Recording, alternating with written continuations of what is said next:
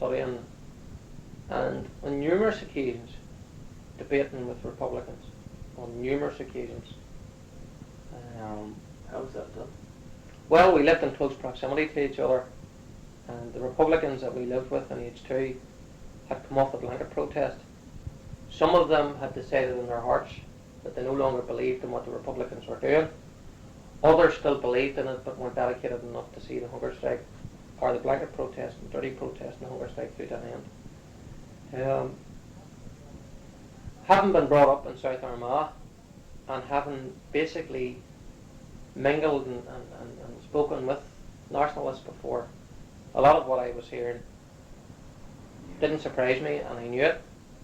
And I knew a lot of it was rhetoric, because these people were claiming to be second-class citizens, they were claiming to be underprivileged, they were claiming this and claiming that. I had been brought up in an area where both the Unionists and Nationalists lived alongside each other. Neither side basically were treated any worse than the other. And there were wealthy Nationalists and poor Nationalists, and there were wealthy Unionists and poor Unionists. Some of it depended on what family you were born into. Some depended on how much ability you had and how hard you worked. Were you actually in the same room, like, or? Oh, at times you were, yeah. Basically, we shared a wing. They were conforming prisoners. We were conforming prisoners.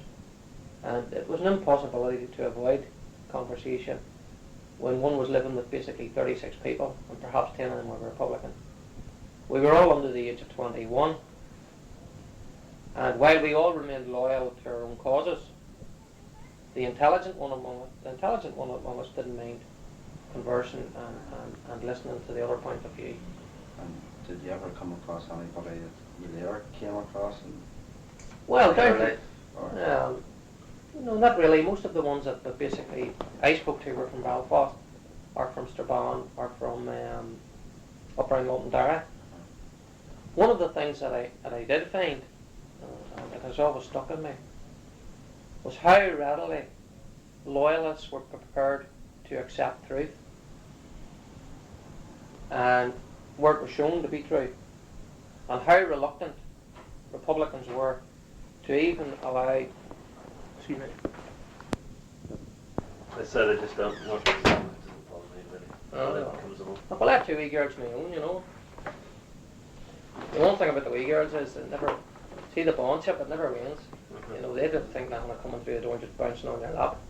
Whereas as the wee lads grow a wee bit older, you could see them storing that. You know, the masculinity coming in there and they get a wee bit shy when they left the store. Maybe a triplet, second year, right? Oh, God. Yes.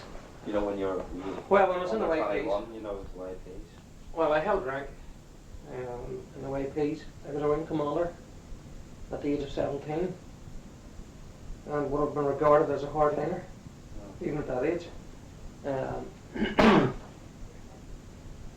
I look back to them times, and you know, I drew my first opinions of the Republican movement from that era.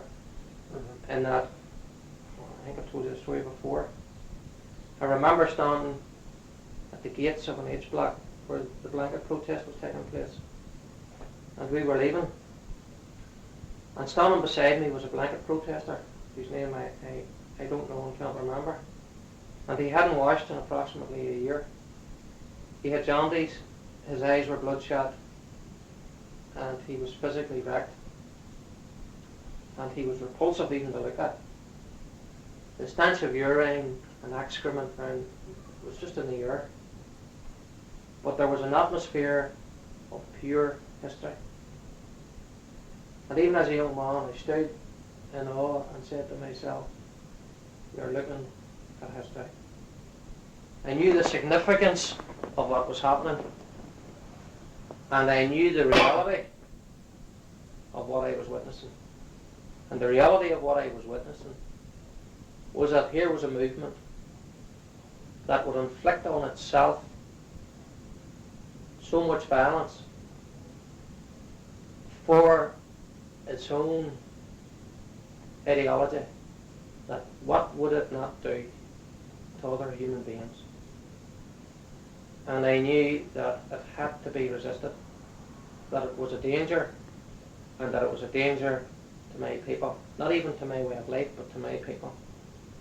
and I am still positively sure in 1995 that anyone or anything that would be prepared to trust Republicans with the lives of over 1 million Protestants are fools.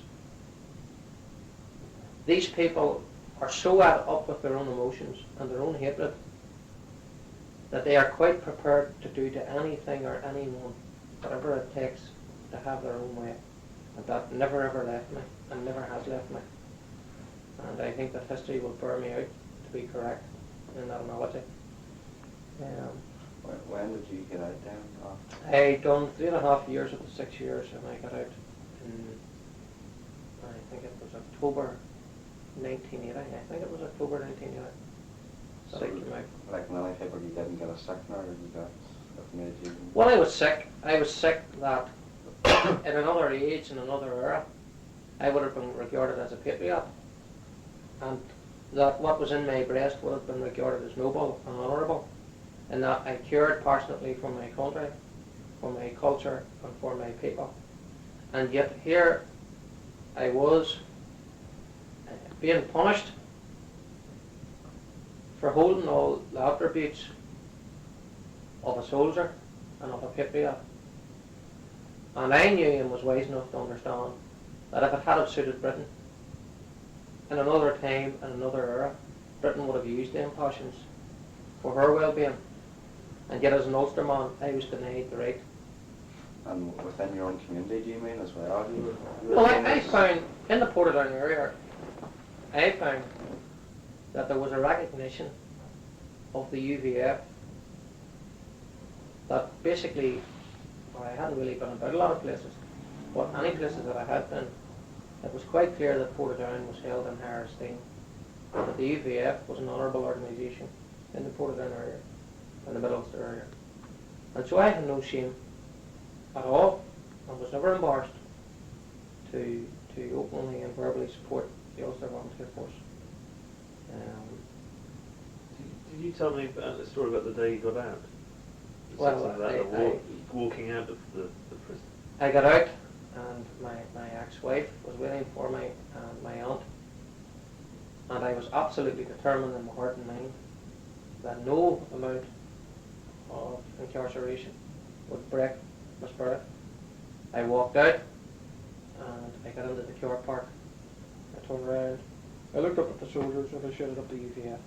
And I remember looking back at my aunt and my ex-wife, and they were basically shaking their head.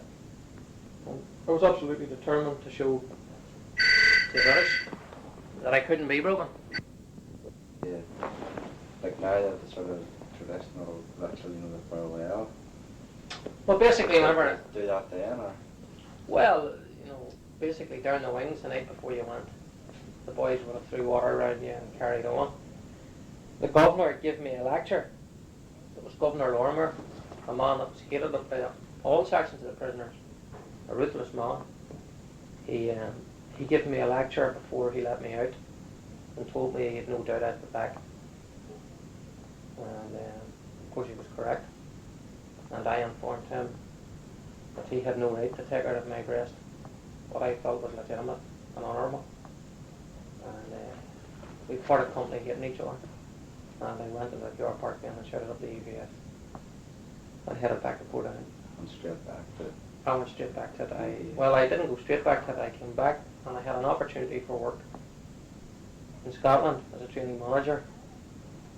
And I took it up.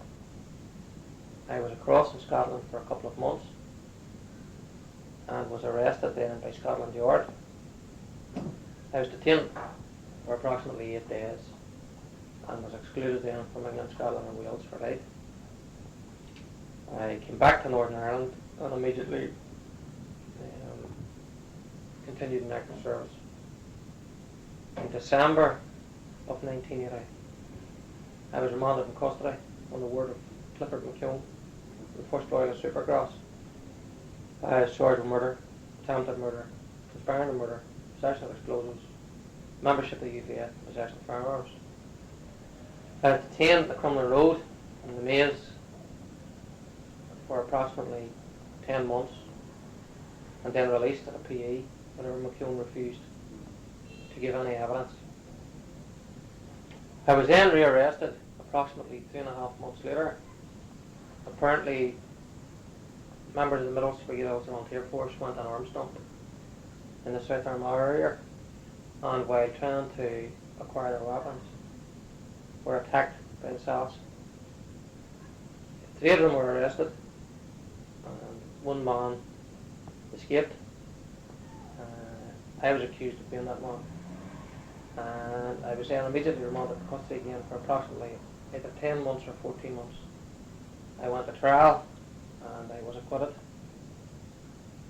It was during this period of detention that my mind and my studies turned towards Protestantism. I decided to try and study Protestantism. Was that the man who escaped, was he injured? Or Well, basically committed to trial that 400 rounds had been fired at him by 6 South soldiers, and having spoken to the volunteers that have been convicted of it, they assure me that it was basically a wipeout. Had it not been for the fact that someone got away which could have witnessed it, and that the soldiers on the ground at that time believed that person to be Billy Wright, and that basically where they thought that Billy Wright was, they just basically emptied their rifles. During the trial and after the trial, it was brought to the attention of the judge, whose name I cannot remember, but it was brought to the attention by Eugene Grant that one of the soldiers, a sergeant, had threatened to take Billy Wright's life, even during the course of the trial. After I was acquitted, Eugene Grant, who's a member of the SDLP, told me and told my aunt that I should immediately leave the country, and that if I couldn't afford it, that he would pay for it, because that he was aware that I was to be executed by the British. and was it ever reported how Well, that man got away? prior to me being charged with possession of intent, and after I had been released on the murder, I had cause to be arrested. During detention in Gough Barracks, I had been made aware through a source that I was to be executed by E4A. I left Gough Barracks and drove immediately to the late Harold McCusker's house, MP. I walked down his driveway, I rapped his door, he let me in. I informed him that I had a reliable source that had told me that the RUC, and this was 1982 I believe, that the RUC were about to embark on a shoot-to-kill policy, and that I and another loyalist known as Robert John Kerr were to be executed in suspicious circumstances to allow or to show signs of neutrality in a shoot-to-kill policy. Harold McCusker wrote to the Chief Constable. He replied basically saying that it was a load of nonsense. I was then remanded in custody for possession with intent. I was in custody a short period of time, and 6 Republicans were executed in the North Armagh area. Harold McCusker came up to see me in the jail. He asked me not to divulge that I had been with him prior to all of these shoot-to-kills incidences, or that I had the knowledge that a shoot-to-kill policy had indeed taken place. Now there are letters and documents that I had from Harold dealing with the shoot-to-kill policy before it even took place. As to where they are, I'm not too sure. All I do know is that I was to be executed by the security forces as far back as 81 or 82. What date did that happen? Well, basically, The incident? 82, basically. I think it was 82, yeah. But it soon became aware to the late Harold McCusker, that what I had told him prior to any of the shoot to kill had been truthful and honest, and that indeed it wasn't just to be taken place against the Republicans, it was also to take place against loyalists, and that I was the most likely target, and another Robert John Kerr. It subsequently came out at a trial involving a Mr. McKeown, that Mr. McKeown had indeed been asked by CID in Portadown to set up a robbery and to set up Robert John Kerr to be shot dead by the police. So one can see from far back that indeed the security forces had taken keen interest in me and indeed had conspired to murder me.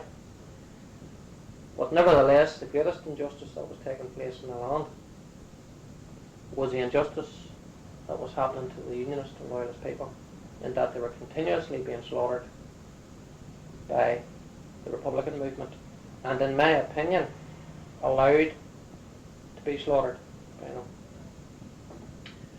So whenever I entered jail again, basically either late 82 or 83 for possession of 10, I started to study theology and Protestantism.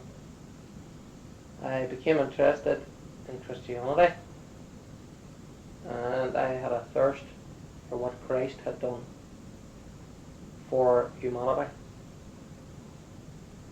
And I found a desire within me to know more about it, but I also recognised that there was a moral struggle involved, and that one could not basically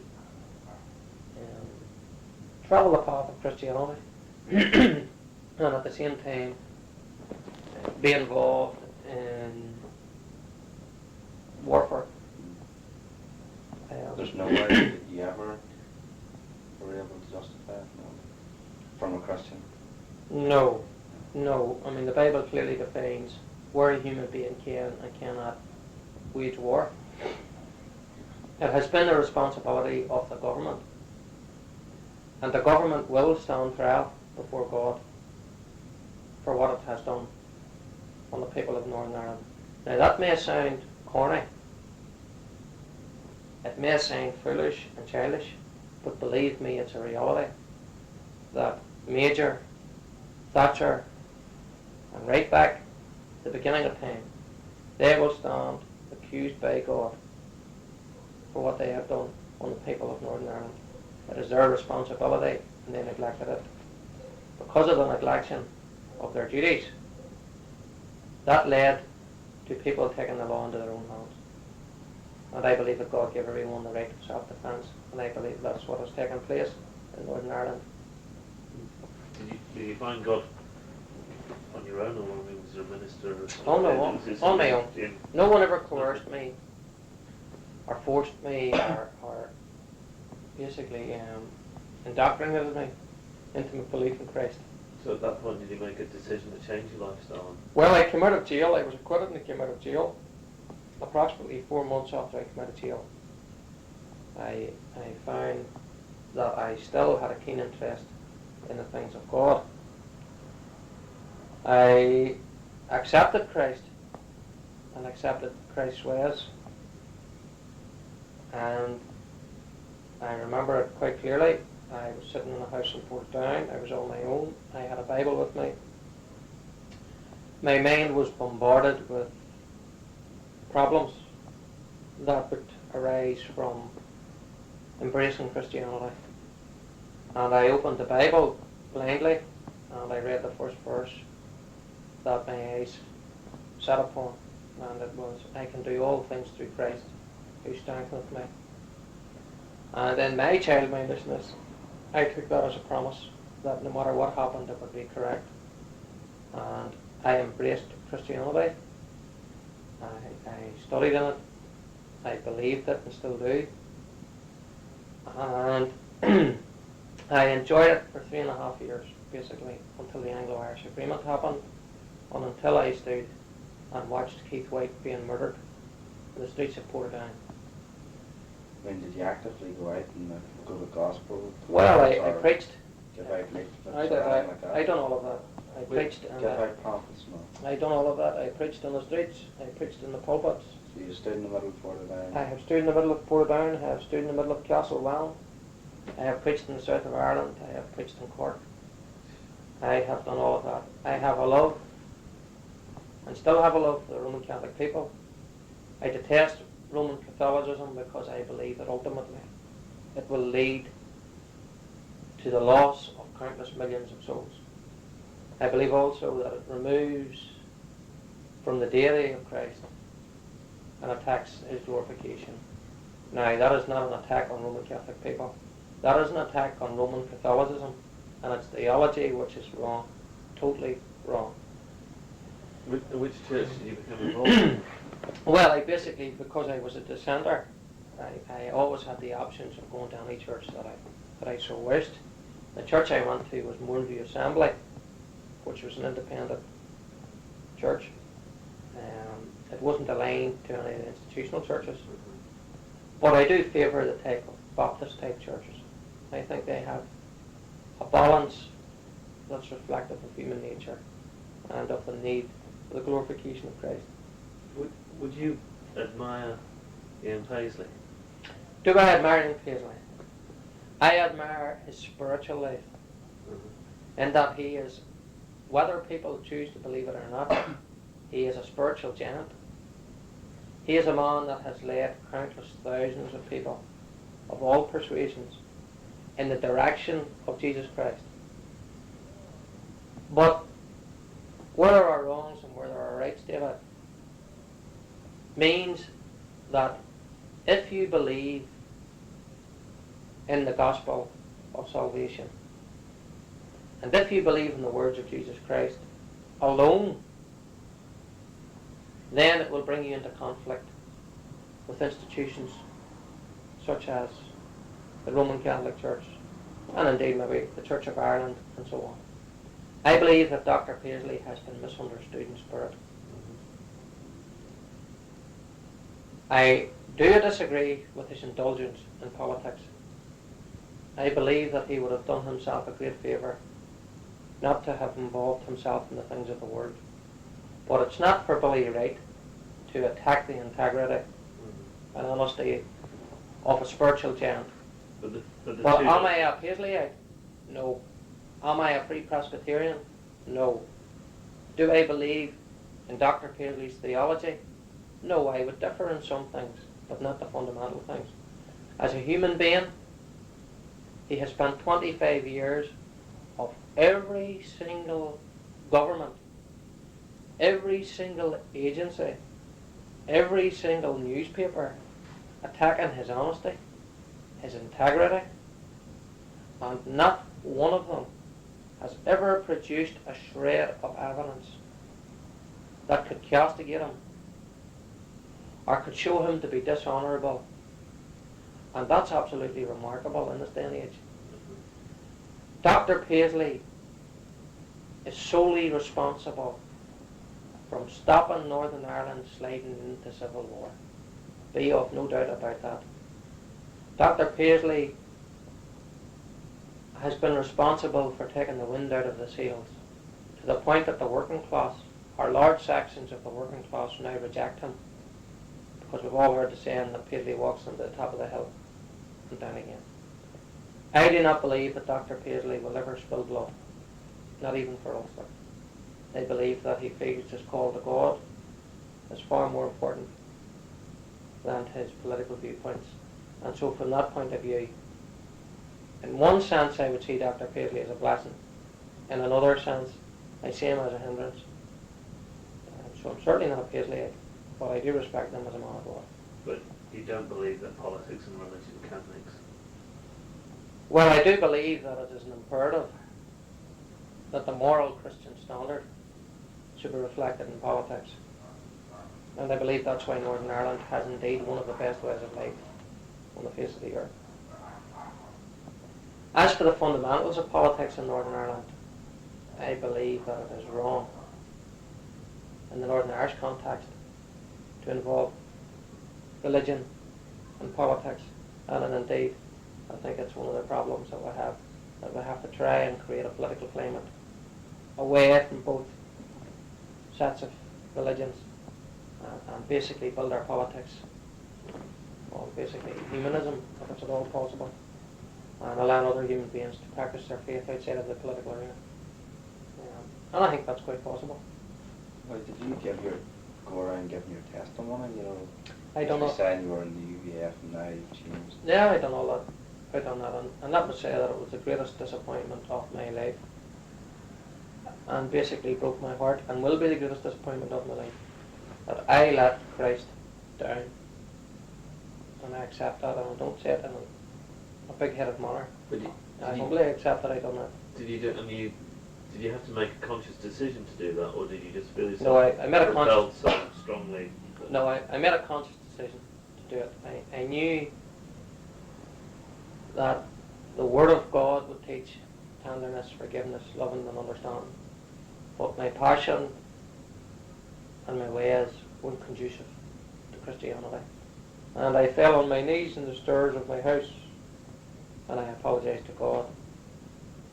But I told him that I couldn't have a lie, and I couldn't.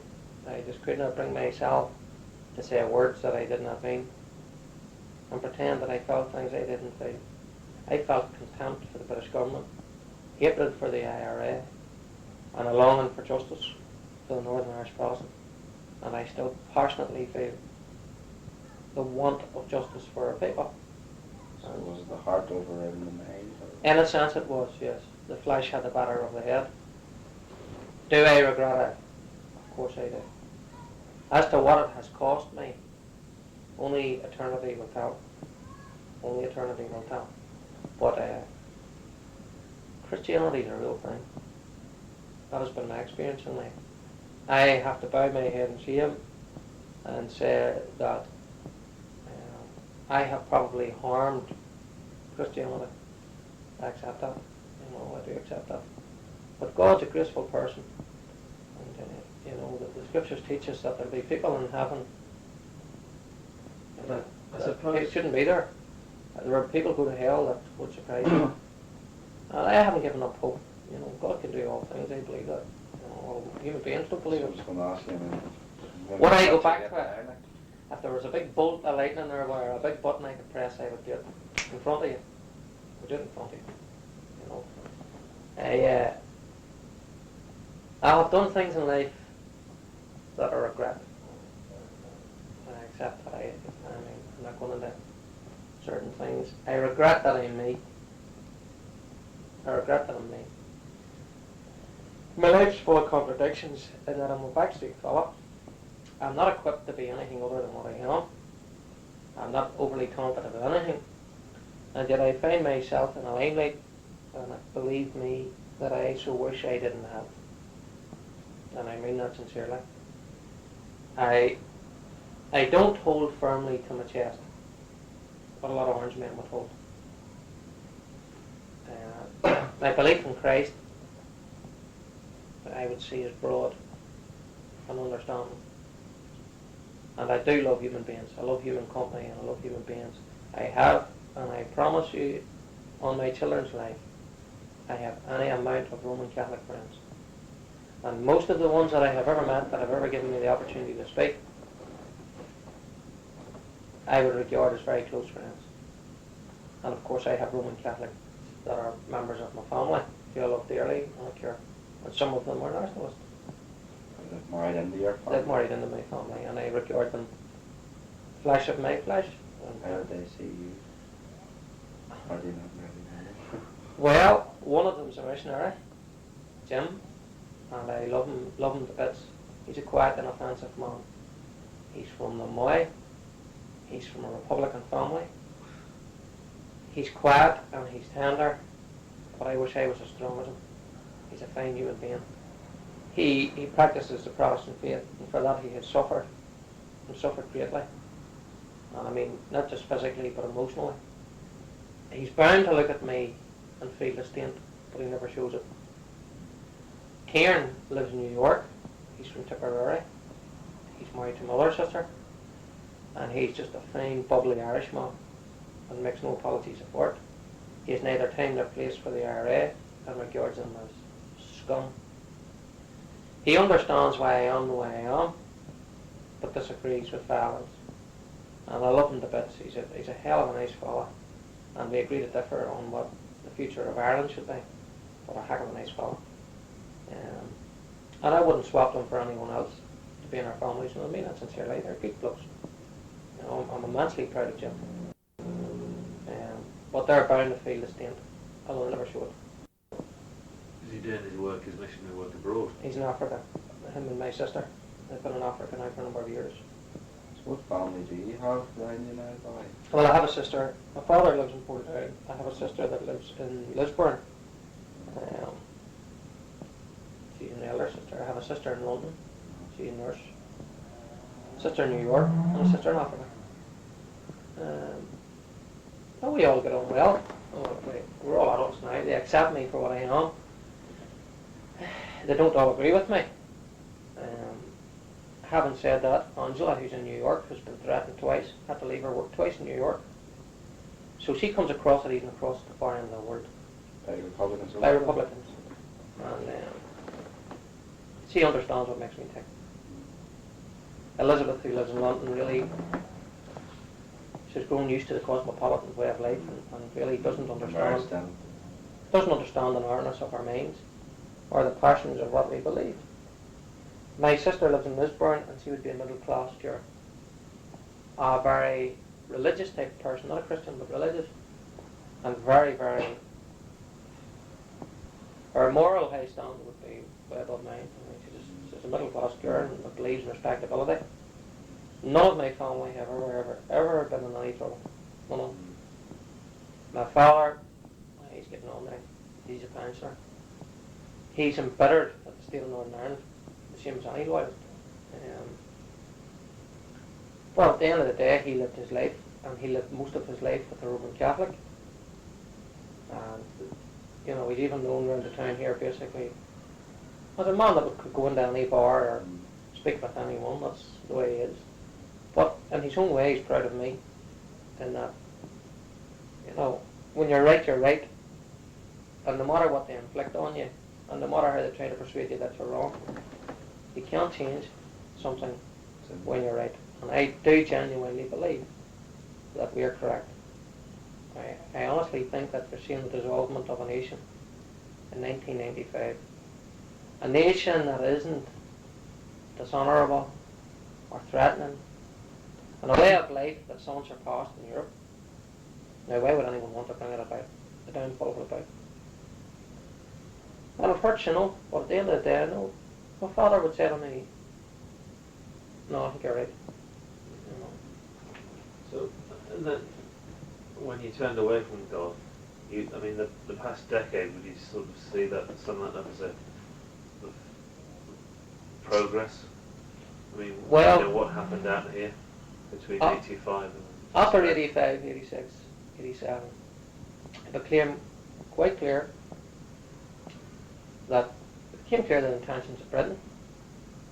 It became clear that the RUC were more than prepared to bring about the downfall of their own people.